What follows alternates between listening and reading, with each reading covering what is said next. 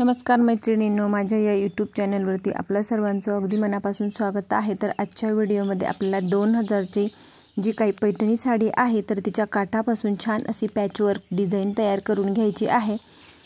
तर त्याच्यासाठी मैत्रिणींनो व्हिडिओ स्किप न करता पूर्ण बघा आणि आवडल्यास नक्की लाईक करून सबस्क्राइब करा। तर तुम्ही जो कोणता साईजचा ब्लाउज शिलाई करत असणार त्या मापानुसार शोल्डर, मुंडा, तयार उंची आणि गळा तुम्ही मोजून घ्यायचा आहे। तर इथं मी हा गळा ओपन करत आहे 2.25 इंचावरती आणि गळ्याची खोली घेत आहे 9.5 इंच। तर हे कस्टमरवरती डिपेंड असतं तर गळ्याची खोली किती घ्यायची आहे आणि त्या मापानुसार मी अशा पद्धतीने गळा आखून घेतलेला आहे। तुम्ही कोणतीही साईज असू द्या तर तुम्ही अशा पद्धतीने छान अशी डिझाइन तयार करू शकतात। तर अस्तरवरती तुम्ही तुमच्या आवडीनुसार गळा आखून घ्यायचा आहे आणि गळ्याच्या बाजूला 1.25 इंच किंवा 1.5 इंच अंतर ते बरोबर अशा पद्धतीने मोजून घ्यायचं। तर हे सुद्धा तुम्ही तुमच्या आवडीनुसार 1.25 इंच किंवा 1.5 इंच घेऊ शकतात। तर नंतर मग अशा पद्धतीने इथं आकार देऊन घेतला।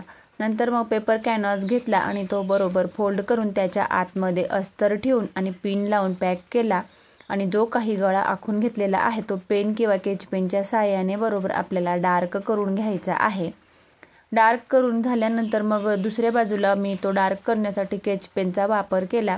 दोघही बाजूंना सेम तो गळा बरोबर अशा पद्धतीने मी डार्क करून घेत आहे।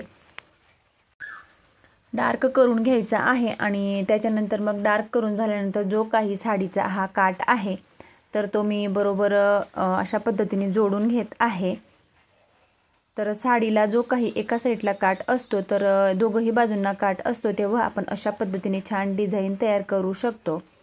नंतर मग उलटी सुलटी बाजू चेक करून घ्यायची आणि अशा पद्धतीने पेपर कॅनव्हास बरोबर ठेवून आणि मध्य सेंटर वरती सुरुवातीला एक शिलाई करून घ्यायची आहे किंवा मग तुम्ही इस्त्रीच्या साहाय्याने पेपर कॅनव्हास कपड्यावरती चिपकवून घ्यायचा आहे। नंतर मग जो काही गोल गळा आहे त्याच्यावरती मी बरोबर अशा पद्धतीने शिलाई करून घेतली। सुरुवातीला पेपर कॅनव्हास इकडे तिकडे होऊ नये याच्यासाठी मग मध्य सेंटरवरती शिलाई केली। नंतर मग जो काही आपण गळा आखून घेतलेला आहे गळ्याच्या भोवती 1.25 इंचावरती त्याच्यावरती सुद्धा अशा पद्धतीने मी लगेचच शिलाई मारून घेत आहे। तर पॅचवर्क डिझाइन ही खूप छान अशी सोपी आहे। नंतर मग एक्स्ट्राचा जो काही भाग आहे तो बरोबर अशा पद्धतीने 1/2 इंच इतकं शिलाई मार्जिन सोडत आणि कट केला आणि पूर्ण जो काही गळा आहे त्याला आपण जेवढं कट केलं त्याच्या बाजूला जो काही आपण एक्स्ट्रा भाग सोडलेला आहे त्याच्यावरती छोटे छोटे कट मारून घ्यायचे आहेत। जे काही कोणे आहेत त्यांना सरळ रेषेत कट मारायचं आणि पूर्ण गळ्याला सर्व बाजूंनी कट मारून आणि मग आपल्याला बरोबर अशा पद्धतीने फोल्ड करून घ्यायचं आणि या जो काही पॅच तयार केलेला आहे याच्या सर्व बाजूंनी आपल्याला लगेचच शिलाई करून घ्यायची आहे। कट मारल्यामुळे आपण जेव्हा हा काठ अशा पद्धतीने आतमध्ये फोल्ड करतो तर फोल्ड करायला सोपं जातं, म्हणून सुरुवातीला छोटे छोटे कट मारायचे आणि मग ही शिलाई मारून घ्यायची आहे। पूर्ण दोघही बाजूंना मी सेम त्याच पद्धतीने कट मारून शिलाई करून घेतली आणि पूर्ण पॅच हा मी रेडी करून घेतला। नंतर मग जो काही अस्तर आहे तो मी ब्लाउज पीसवरती ठेवून सर्व बाजूंनी अशा पद्धतीने जोडून घेत आहे। जोडून झाल्यानंतर जो काही एक्स्ट्राचा कपडा आहे तो आपल्याला लगेचच कट करून घ्यायचा आहे आणि मग आपल्याला बरोबर जो काही आपण पॅच तयार केलेला आहे तो आपल्याला मध्य सेंटरवरती ठेवून आणि जोडून घ्यायचा आहे। तर जोडत असताना खालच्या बाजूला अस्तरचा आणि जो काही पॅच आहे त्याचा मध्य सेंटर बरोबर चेक करून घ्यायचा आणि मध्य सेंटरवरती पिन लावून पॅक केलं आणि त्याच्यानंतर मग जो काही गोल गळा आहे त्याच्यावरती आपल्याला शिलाई करून घ्यायची आहे। तर हा पॅच आपल्याला ठेवत असताना अशा पद्धतीने उलटा आणि अस्तरच्या बाजूनी ठेवायचा आहे। जेव्हा आपण तो फोल्ड करणार तेव्हा तो बरोबर ब्लाउज पीसच्या वरच्या बाजूला जाईल। तर हे आपल्याला सुरुवातीला चेक करून आणि मगच अशा पद्धतीने जोडायचा आहे। जोडून झाल्यानंतर जेवढा का गोल गळा आहे तो कट केला आणि छोटे छोटे कट मारून घेतले।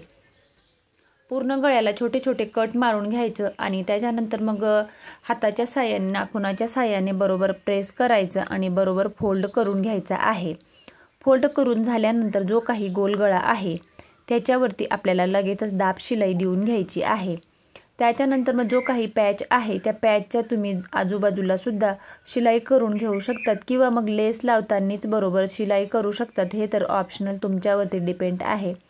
तर मी सर्वात आधी गळ्याभोवती शिलाई करून घेत आहे। त्याच्यानंतर मग जे काही कमरेला आपण मागच्या साईडला टक्स देत असतो, तर सर्वात आधी मग मी हे दोघंही बाजूंचे टक्स मारून घेत आहे आणि शेवटी मग आपल्याला कमरपट्टीसुद्धा आठवणीने जोडून घ्यायची। दोघंही बाजूंचे जे काही टक्स आहेत ते देऊन झाल्यानंतर जो काही आपण पॅच तयार केलेला आहे त्याच्या मध्य सेंटरवरती अशा पद्धतीने सरळ रेषेत शिलाई करून आणि एक्स्ट्राचा भाग मी कट केला। नंतर मग इथं आपल्याला लेस लावून घ्यायची आहे। तर बघू शकतात इथं तुम्ही तुमच्या आवडीनुसार जाड किंवा बारीक लेसचा वापर करू शकतात आणि मग जो काही गोलगळा आहे त्याच्यावरती मी ही लेस लावून घेत आहे। लेस लावून झाल्यावरती तिच्यावरती आपल्याला आठवणीने डबल शिलाई मारून घ्यायची आहे। तर हे मी स्किप केलेलं आहे, परंतु तुम्ही जाड लेस असो किंवा बारीक असो त्याच्यावरती डबल शिलाई मारून घ्यायची। नंतर मग जो काही आपण जो काही पॅच तयार केलेला आहे त्याच्या साईडवरती आपल्याला लेस लावून घ्यायची आहे। लेस लावत असताना बरोबर जो काही पॅच आहे तो शिलाईमध्ये बरोबर दाबला जात आहे किंवा नाही हे चेक करून घ्यायचं, कारण आपण तो पॅच दाबलेला नाही किंवा मग तुम्ही लेस बाजूला लावून घेणार आणि नंतर मग तो पॅच वरच्या बाजूला येईल ही काळजी घेत आपल्याला बरोबर पॅच दाबायचा आहे। त्याच्यानंतर दुसऱ्या बाजूला सुद्धा सेम त्याच पद्धतीने मी लेस लावून आणि तो पॅच आहे तो बरोबर आतमध्ये पॅक करत आहे। तर खूप सोपी आणि कमी वेळेत तयार होणारी ही पॅचवर्कची डिझाईन आहे आणि काठापासून खूप छान अशी डिझाईन तयार होते। त्याच्यानंतर मग लगेचच खालच्या बाजूला कमरपट्टी जोडून घ्यायची आहे आणि तिच्यावरती ती दाब शिलाई देऊन नंतर तुम्ही तिथं हात शिलाई करू शकतात। तर बघू शकतात मी अशा पद्धतीने ही कमरपट्टी जोडून घेतली आणि मग इथं आपल्याला बटन लावून घ्यायचे आहेत किंवा मग तुम्ही इथं बोतसुद्धा तयार करून लावू शकतात, हे तर तुमच्या आवडीवर आहे।